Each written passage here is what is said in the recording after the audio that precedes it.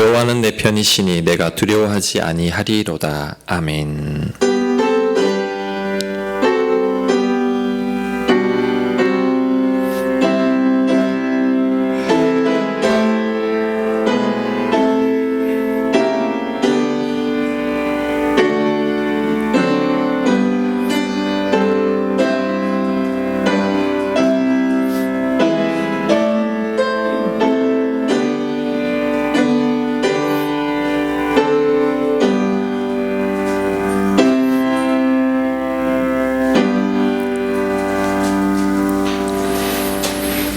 다 같이 눈을 감고 지난 한 주간의 삶을 돌아보겠습니다.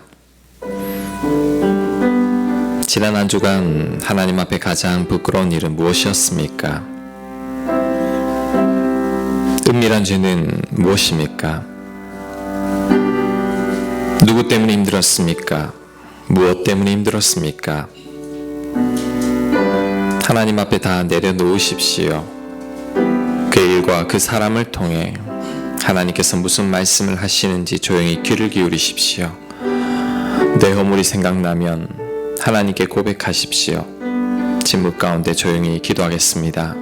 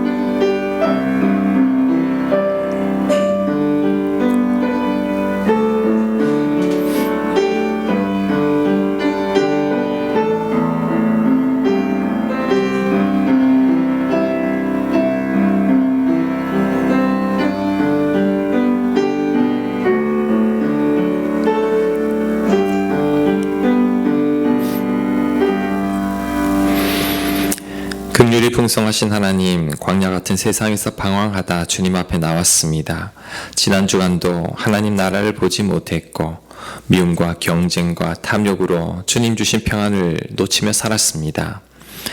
복된 인생의 선물을 누리지 못한 채 걱정과 근심에 사로잡혀 살았던 저희 무지함과 어리석음을 용서하여 주시고 보혈의 피로 씻으시고 성령의 능력으로 온전케 하여 주시옵소서. 예수님 이름으로 기도합니다. 아멘. 내가 너희를 미워하지 아니하며 너희와 맺은 언약을 폐하지 아니하리니 나는 여호와 너희의 하나님이 됨이니라. 아멘. 나는 전능하신 아버지 하나님 천지의 창조주를 믿습니다. 나는 그의 유일하신 아들 우리 주 예수 그리스도를 믿습니다. 그는 성령으로 잉태되어 동정녀 마리아에게서 나시고 본디오 빌라도에게 고난을 받아 십자가에 못 박혀 죽으시고 장사된 지 사흘 만에 죽은 자 가운데서 다시 살아나셨으며 하늘에 오르시어 전능하신 아버지 하나님 우편에 앉아 계시다가 거기로부터 살아있는 자와 죽은 자를 심판하러 오십니다. 나는 성령을 믿으며 거룩한 공교회와 성도의 교제와 죄를 용서받는 것과 몸의 부활과 영생을 믿습니다. 아멘. 찬송가 366장입니다.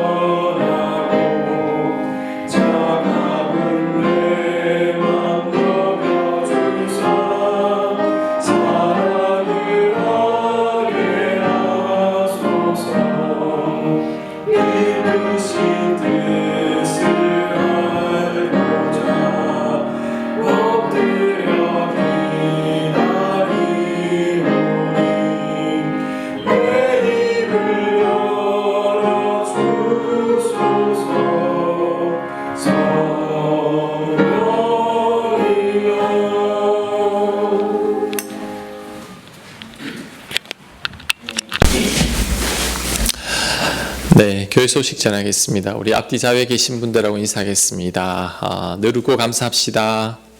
누르고 감사합시다. 네, 반갑습니다.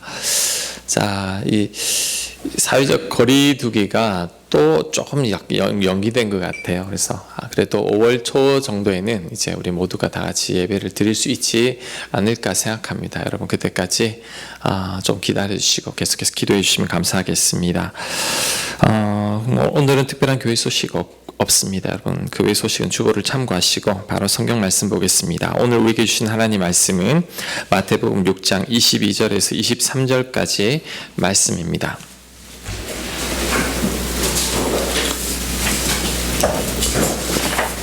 오늘은 주보에 말씀이 다 있습니다.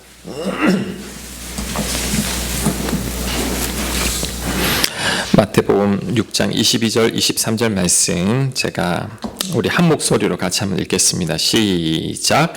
눈은 몸의 등불이니 그러므로 네 눈이 성하면 온몸이 밝을 것이요 눈이 나쁘면 온몸이 어두울 것이니 그러므로 내게 있는 빛이 어두우면 그 어둠이 얼마나 더하겠느냐. 아멘. 선배 목사님들이 이제 저에게 이런 말을 했습니다. 눈 좋을 때 책 많이 읽어두라. 저는 그때는 그 말이 별로 마음에 와닿지 않았습니다. 왜냐하면 제가 그때는 눈이 좋았기 때문이죠.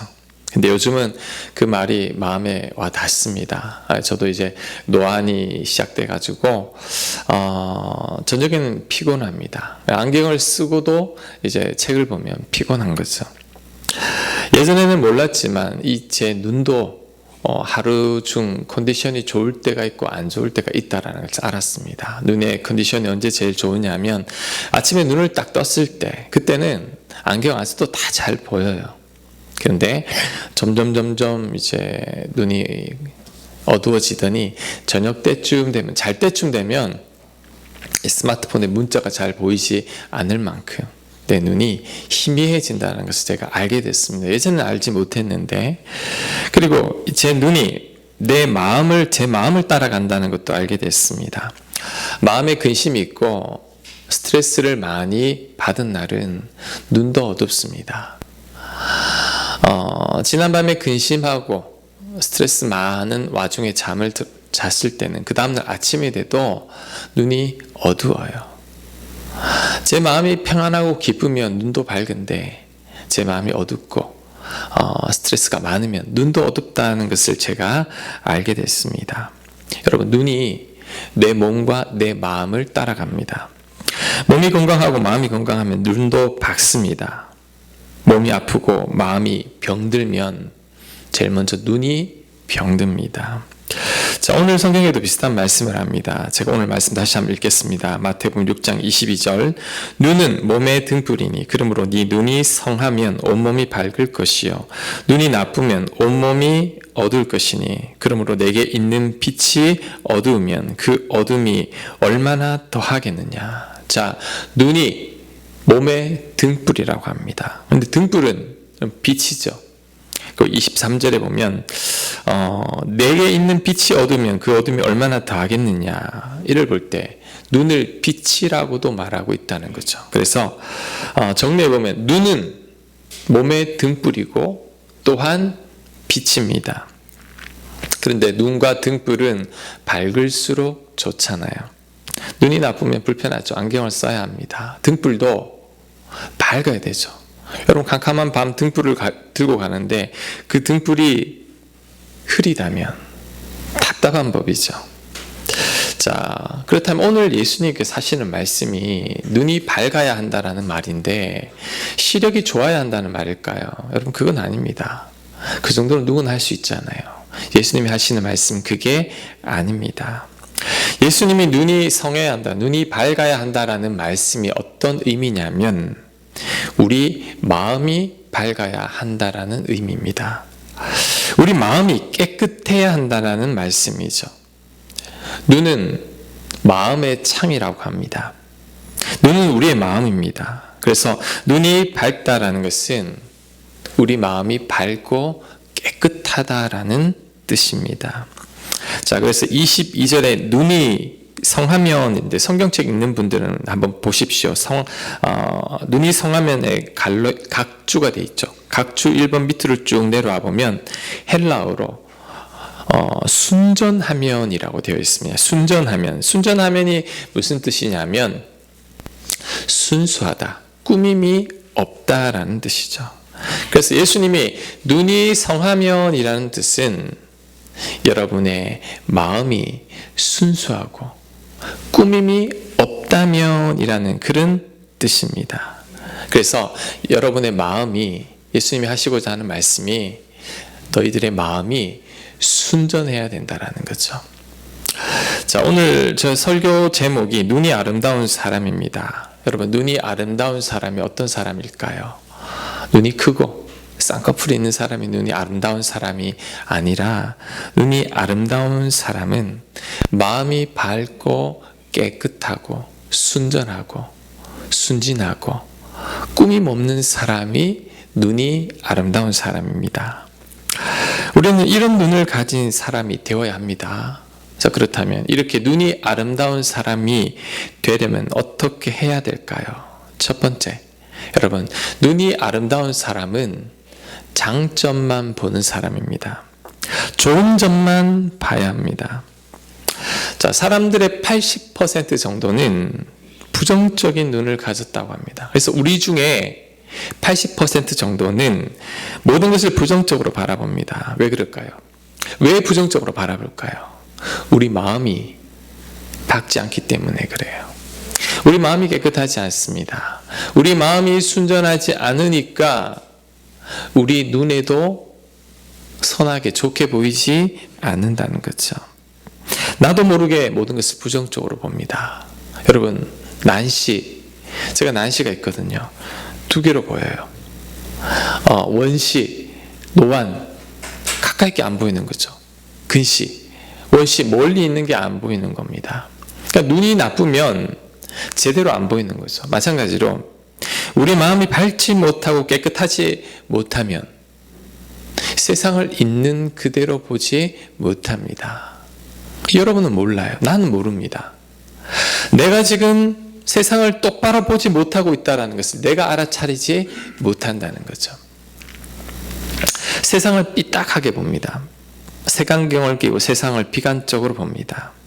여러분, 똑같은 사람을 봐도 마음이 깨끗하지 않은 사람은 그 사람의 단점부터 먼저 본다는 거죠.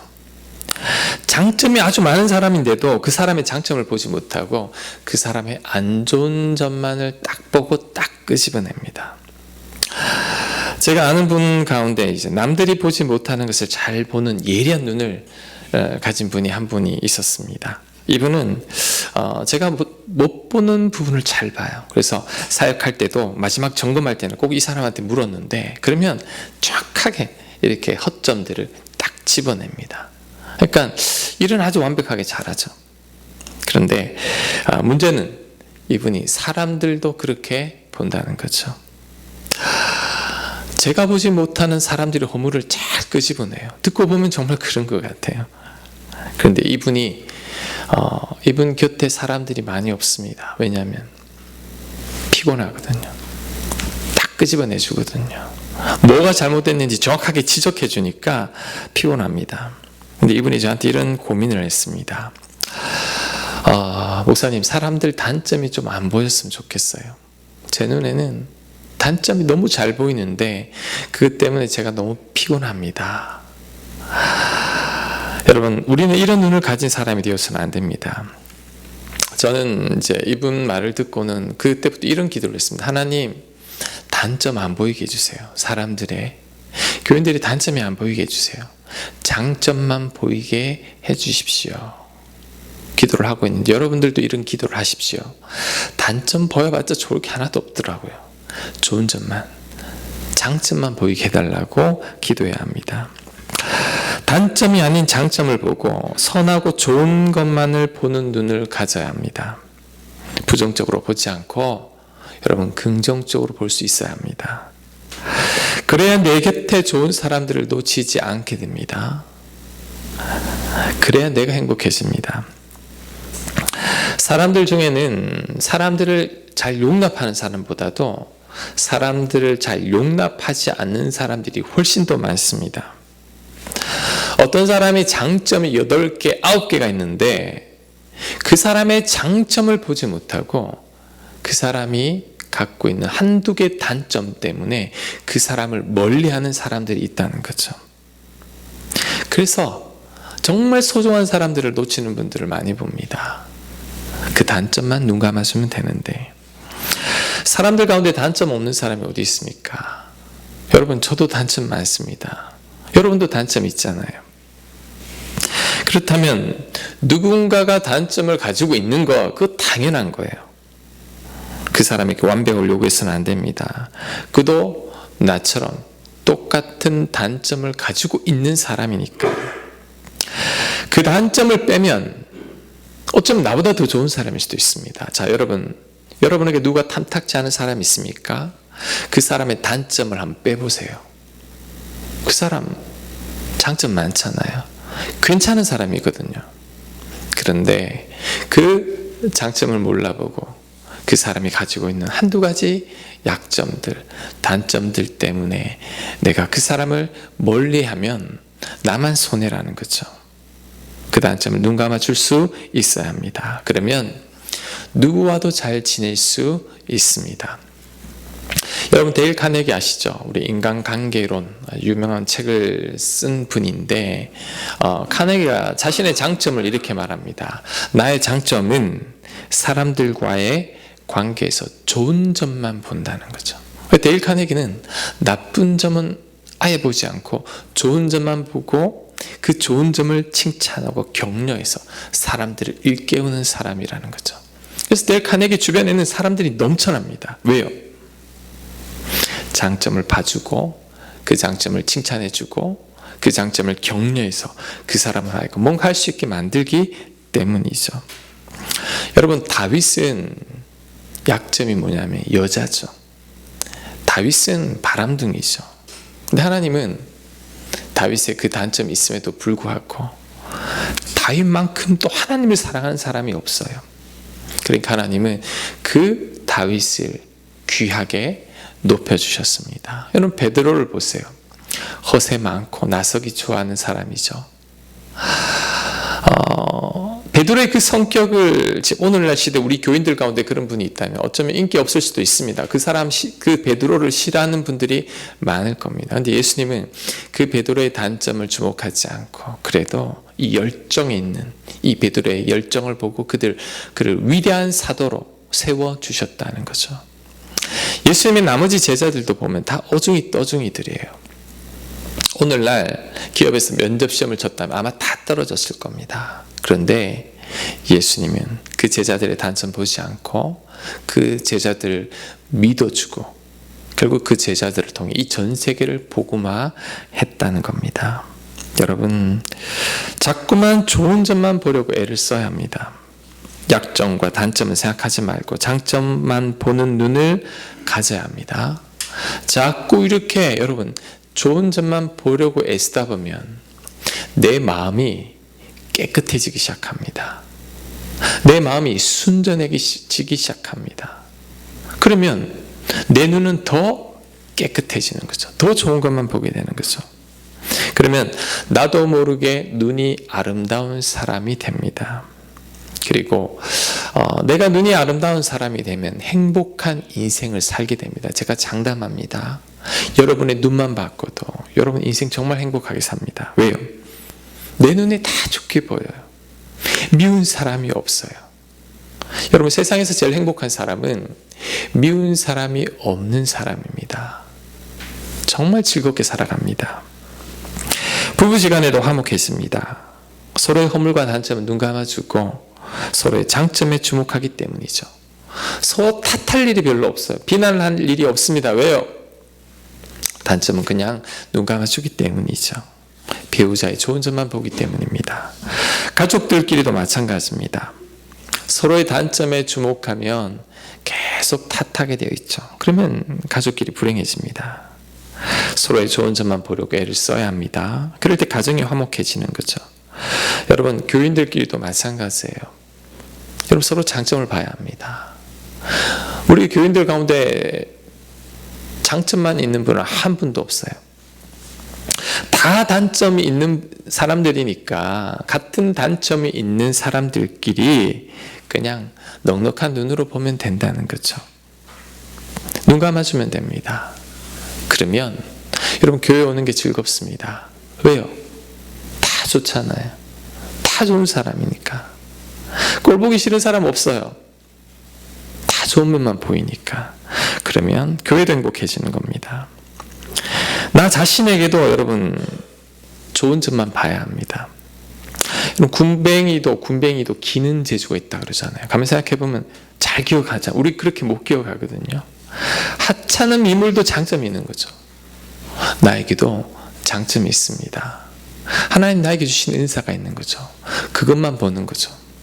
자꾸 남들과 비교하고 남들에 비해서 가지지 못한 것들에 주목하다 보면 주눅이 들어서 아무것도 못합니다. 내가 가진 장점 주목하고 그거 살리면 되는 거죠. 그럼 자신감이 생기는 거죠. 요즘 코로나로 인해 힘들어도 여러분, 이 아름다운 눈을 가진 사람들은 잘 견뎌냅니다. 왜요? 비가 나지 않아요. 낙심하지 않습니다. 최악의 상황이어도 합력하여 선을 이루실 하나님을 믿죠. 힘든 상황도 선하게 봅니다. 최악의 상황도 나쁘게 보지 않아요. 낙관적으로 봅니다. 그러면 이겨내는 거죠. 버텨내는 겁니다. 여러분, 세상에서 가장 아름다운 눈은 좋은 것만 보는 눈입니다. 여러분, 이거 꼭 한번 명심해 보세요. 인생이 바뀝니다. 세상에서 제일 불행한 사람은 세상 다 가지고도 좋지 않은 시각으로 바라보는 사람입니다. 색안경을 끼고 보면 좋게 보이는 게 하나도 없어요. 행복한 사람은 좋게 보는 사람이고, 좋게 보는 사람이 눈이 아름다운 사람이고, 그 사람이 마음이 청결한 사람입니다. 여러분, 이런 아름다운 눈을 가지는 여러분 되시길 간절히 바랍니다. 두 번째, 눈이 아름다운 사람은 여러분 감격할 줄 아는 사람입니다. 제가 지난주에 깨닫게 된 거예요. 행복한 사람은 감사하고 감격할 줄 아는 사람입니다. 반대로 감격할 줄 모르는 사람은 여러분 불행한 사람이에요. 인생 재미없게 살아갑니다. 제가 처음 단기 선교 갔을 때 이 동남아로 단기 선교를 갔는데 저는 정말 기뻤어요. 왜? 보는 것마다 다 새롭잖아요. 동남아 처음 가봤거든요. 전부 새롭고 전부 좋아요. 그런데 같이 동행한 분 중에 한 분이 이 좀 투덜대는 분이 한 분이 있었습니다. 같이 다니는데 피곤해요. 이 사람 때문에. 예를 들면 자, 음식을 먹어도 저는 다 너무 맛있어요. 좀 맛이 없어도 너무 싸잖아요. 1,000원이면 충분하니까. 그러니까 감사해서 즐겁게 먹는데, 근데 그 동행한 불평꾼은 불평합니다. 식당 너무 지저분해. 맛없어. 향신료가 너무 세. 에어컨도 안 틀어주고. 컵이 더러워서 물도 못 마시겠네. 투덜투덜 대는 거죠.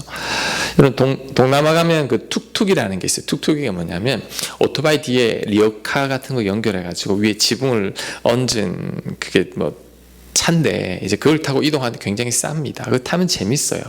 왜냐하면 창문도 없고 바람은 불고 오토바이 뒤를 따라가고 뭐 덜컹덜컹 거리니까. 우리 단기 선교 갔던 이 청년들은 전부 다 즐겁고 웃고 막 떠들고 노는데 이 불평꾼은 또 말합니다. 아, 천장이 왜 이렇게 낮아? 머리 계속 부딪히네. 매연이 왜 이렇게 많이 들어와? 안전벨트도 없네? 이거 위험하잖아. 투덜투덜 대는 거죠.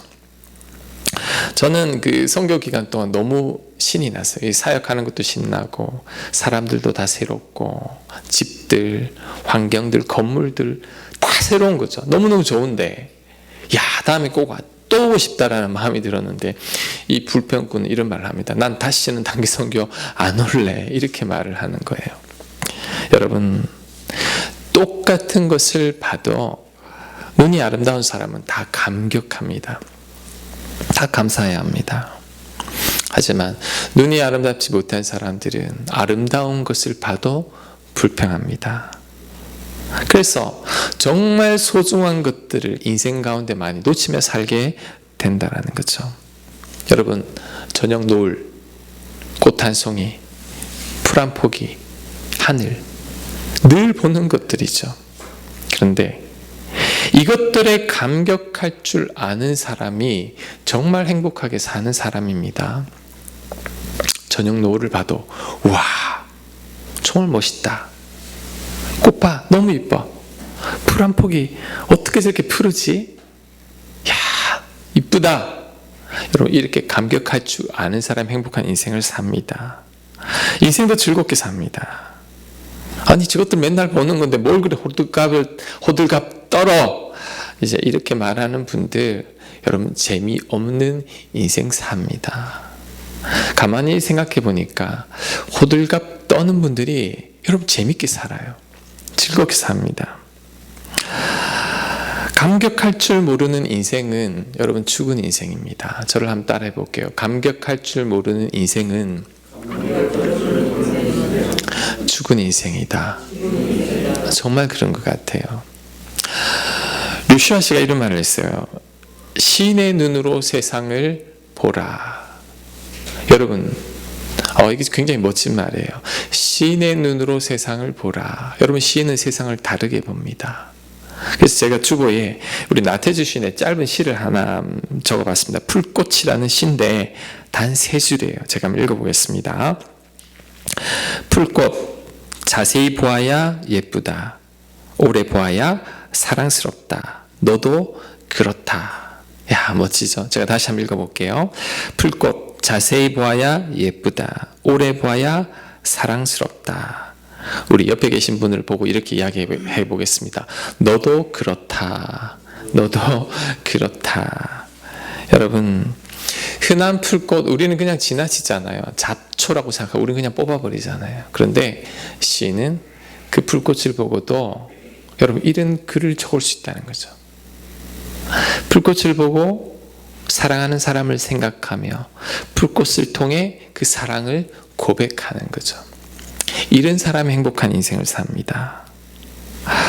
그래서 시인은 우리가 늘 보는 해, 달, 별, 하늘, 바다, 강, 풀, 벌레, 이런 것들을 노래하고 있다는 거죠. 이런 것들에 감격하는 사람이라는 거죠.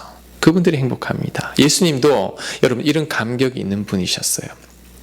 예수님은 하늘의 새를 보고 들에 핀 백합화를 보고 아궁이에 던져지는 들풀을 보고도 하나님을 생각합니다. 하나님이 이 미물들도 이렇게 돌보는데 왜 너희들을 돌보지 않겠느냐? 예수님은 하늘을 통해서도 하나님을 보고 하나님의 돌보심을 느끼며 우리에게 귀한 교훈을 던져준다는 거죠. 예수님이 이런 감격 속에 살았던 겁니다. 감격할 줄 아는 사람이 마음이 순수한 사람입니다. 어린아이와 같은 마음을 가진 자죠. 그래서 예수님은 우리에게 어린아이와 같은 자가 되라고 합니다. 마태복음 19장 14절 말씀 제가 읽습니다. 예수께서 이르시되 어린 아이들을 용납하고 내게 오는 것을 금하지 말라. 천국이 이른 사람의 것이니라. 여러분, 어린아이들은 때묻지 않은 마음을 가졌어요. 어린아이들의 마음은 밝고 깨끗하고 순수하죠. 그래서 아이들은 눈에 있는 그대로 봐요. 어른들은 다 왜곡되게 봐요. 좋은 것도 나쁘게 봐요. 보는데 어린아이들은 있는 그대로 봅니다. 이게 눈이 아름다운 거죠. 특히 어린아이들의 눈에는 모든 것이 새롭습니다. 그래서 보는 것마다 감격하죠. 우리 어린아이들, 우리 사무실에 있는 우리 두 어린아이들 데리고 여러분 밖에 나가면 신나하죠. 마트에만 가도 즐거워합니다. 왜요? 다 새롭잖아요. 감격합니다. 기뻐하거든요. 그런 아이들과 같은 눈을 가져야 합니다.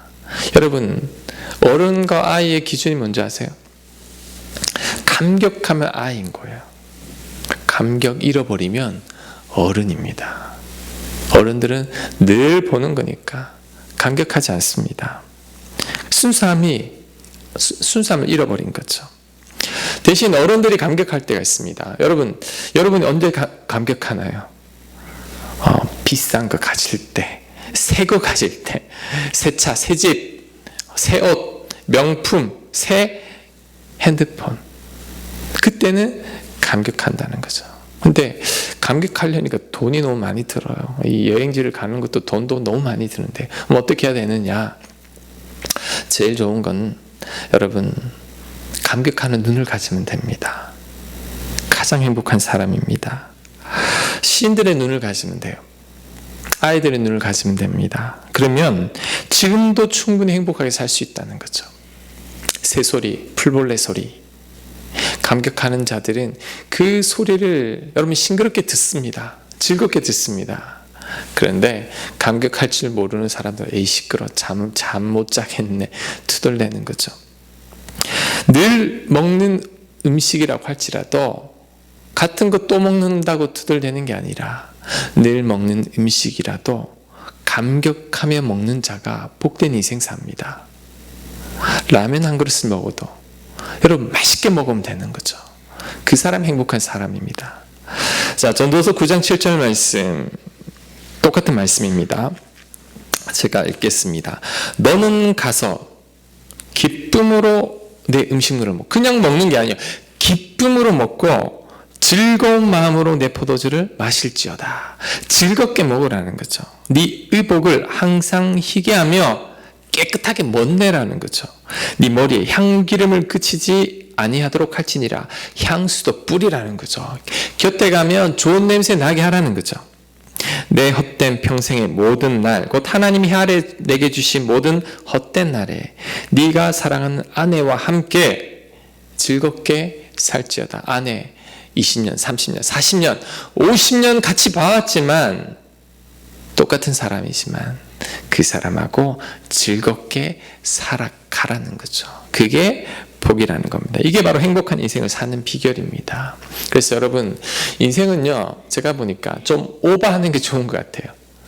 오버하고 감격하고 호들갑 떨며 살아갈 때, 그때 우리가 행복해집니다. 그런 눈을 가질 때 세상을 다 아름답게 본다는 거죠. 그리고 여러분, 마지막으로 십자가 사랑에도 감격할 줄 알아야 합니다. 여러분, 십자가 늘 보죠. 늘 보는 이 십자가지만 늘 보는 십자가에 감격할 줄 아는 자가 정말 은혜 아래 있는 자입니다. 여러분, 하나님이 어떤 분이냐면 이 우주의 창조주세요. 이 우주의 주인이신데 그 하나님이 여러분을 사랑하신다는 것, 너무너무 사랑해서 당신의 아들을 주셨다는 것, 예수님이 우리를 사랑해서 우리 대신 십자가에 못 박혀 죽기까지 사랑하셨습니다. 여러분, 우리가 이 사랑을 받고 있는 것을 안다면 여러분, 감격해야 되는 게 정상이 아닐까요? 선물 하나 줘도 감격하는 우리들인데 우리를 위해 죽기까지 하신 그 사랑에 무감각하다는 것은 나에게 아름다운 눈을 내가 아름다운 눈을 잃어버린 것과 마찬가지입니다. 그래서 십자가를 볼 때 늘 그 감격이 살아나야 합니다. 하나님에 대한 사랑의 감격이 이를 위해 노력해야 합니다. 그래서 여러분, 십자가를 바라볼 때 여러분의 가슴이 뭉클하다면 여러분 늘 하나님의 은혜 아래 복된 인생 살아간다고 저는 확신합니다. 그 감격이 있어야 합니다. 여러분, 우리 인생 한 번밖에 없죠. 이 한 번뿐인 인생 즐겁게 복되게 사는 비결을 제가 오늘 말씀을 드렸습니다. 아름다운 눈을 가지면 됩니다. 내 눈을 아름답게 바꾸면 되죠. 사람들의 좋은 점만 보십시오. 좋은 면만 보십시오. 그리고 감격할 수 있어야 합니다. 시인의 눈을 가지고 아이의 눈을 가지십시오. 그리고 십자가 사랑에 감격하십시오. 그럴 때 여러분 가장 복된 인생 사는 여러분이 되실 줄 믿습니다. 아멘. 자, 우리 오늘 찬양 우리 했으면 꽃들도 이 찬양 했으면 좋겠습니다. 제가 왜 이 찬양 골랐냐면 꽃, 구름, 바람, 바다를 보며 하나님을 찬양하는 이 가사가 정말 이 감격하는 눈을 가진 그 아름다운 사람이라는 생각이 들었습니다. 우리 오늘 이 찬양을 하면서 우리들도 이런 아름다운 눈을 가지고 세상을 찬양할 수 있는 우리들이 되게 해달라고 우리 같이 찬양했으면 합니다. 우리 주보 뒤편에 있습니다.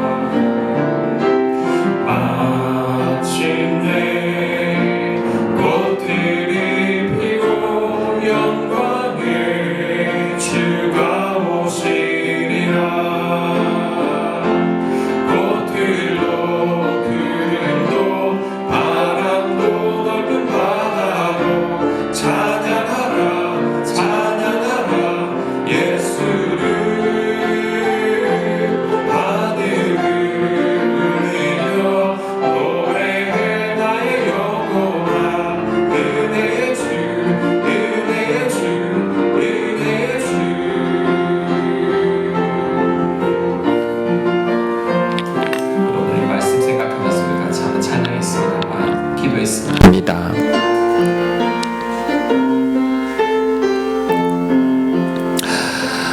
오늘 이 찬양 가운데 이런 가사가 있습니다. 이곳에 생명샘 솟아나 눈물 골짝 지나갈 때에 모자나 열매 맺히고 웃음소리 넘쳐나리라. 눈물 골짝이 지나갈 때도 이 작사자는 모자나 열매 맺히고 웃음소리 넘쳐나리라 소망을 가지고 세상을 선하게 보고 있습니다.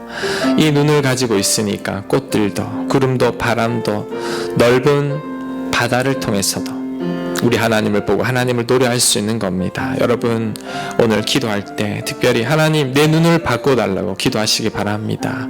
좋은 것만 보게 해달라고, 장점만 보게 해달라고, 판단하고 비판하고 비난하는 그런 눈을 가지지 않게 해달라고, 좋은 눈으로 세상을 바라보고 모든 사람들을 사랑할 수 있는 저희들이 되게 해달라고 기도하시고, 또한 감격하는 눈을 가지게 해달라고, 하찮은 지나치는 그 모든 것들에도 감격하며 기뻐할 수 있는 눈을 가지게 해달라고 기도하고, 여러분 우리 교회와 또 이 코로나 문제가 잘 해결되기를, 그리고 이 나라와 민족을 위해서도 여러분 같이 한번 기도하겠습니다.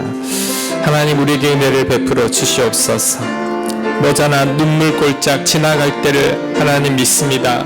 하나님 그때가 우리에게 임할 수 있도록 아버지 은혜를 베풀어 주시옵소서.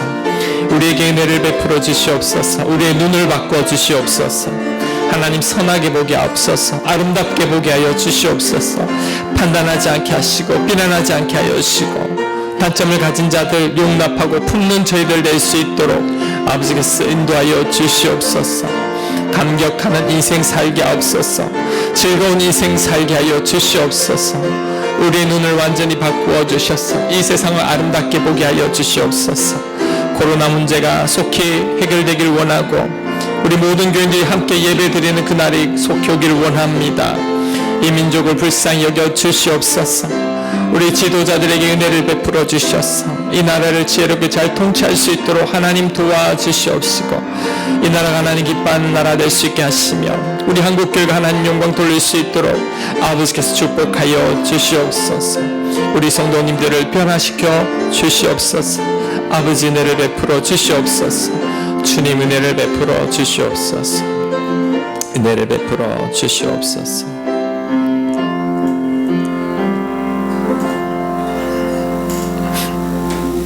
하나님 아름다운 눈을 갖게 하여 주시옵소서.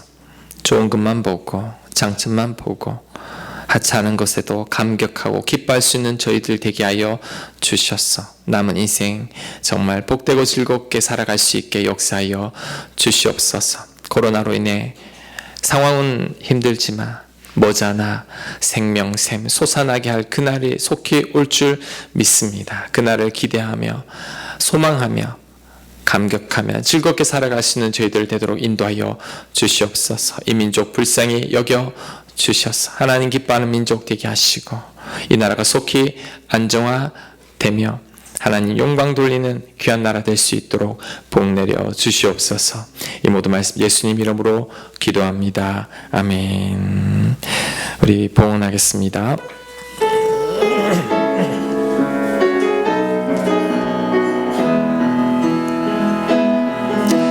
내게로 비터는 일들아 주를 보기 시작할 때 주의 일을 보겠네.